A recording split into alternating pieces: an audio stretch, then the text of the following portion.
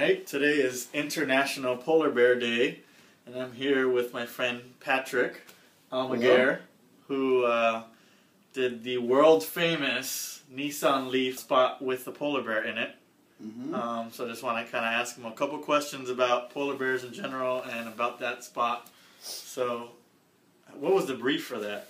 Well, the brief was that the Nissan Leaf is this car that helps the planet, and obviously polar bears are a symbol of global warming, right. And so we use the polar bear as a travel to say, hey, thanks to the car owner for driving this car that will help his habitat.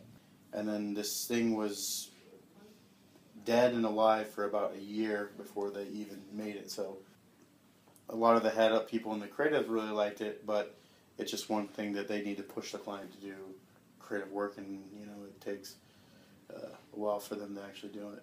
So just took them a while. That's kind of interesting though, because a lot of times they're like, well, this is dead, but it's going to come back around eventually. Yeah, that's pretty much. That's bullshit, but that it actually came around. Yeah. So that's cool. So talk to me a little bit about the polar bear specifically. Like, how was the set experience? A guy named Chris went and came back and told us many stories of the polar bear. They have an electric fence that goes around the set.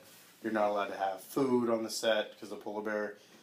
There is one night shot in the set where he's walking on a bridge. He passes bedtime, so that's a CGI'd one on the set. The polar bear's name was Aggie. Aggie. Apparently, there are only 2 polar bears that are trained for sets and commercials and TV and movies and stuff, and there's one in Russia and one in Canada. I think we got the polar bear in Canada. And I don't even know that they can be outside of a cold environment like that. I don't know either. Obviously, in the commercial, there wasn't all cold areas. He was walking through different parts, and so he wasn't in freezing environments all the time. But this guy could play with him and hold him and hug him. I think there's only 2 polar bears that they found, Russia and Canada, that could do that, because polar bears are very dangerous. Yeah. And so we need someone to give a hug. So talk to me about the hug thing. There's a guy in the spot that hugs the bear. Is that like a regular actor, or is that like his trainer? It's for the hug, it's a real hug with the polar bear, but it's with the trainer. And then we have the actor do it in the same spot, and he does it with a guy in a polar bear suit. So you can have different cuts, and you superimpose the head on the trainer's head. Because they're both, males, so they didn't have to, it wasn't that far off. So it was just a combination. But the hug with the trainer was real. I like that spot specifically after meeting you, because I know you try to get as many animals as you can in creative work.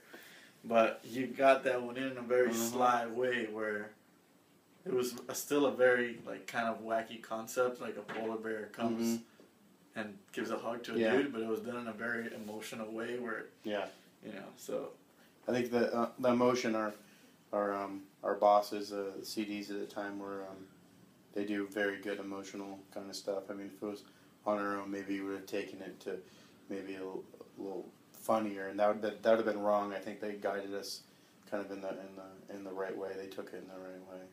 I think we got a good first-hand take at polar bears. Polar bears.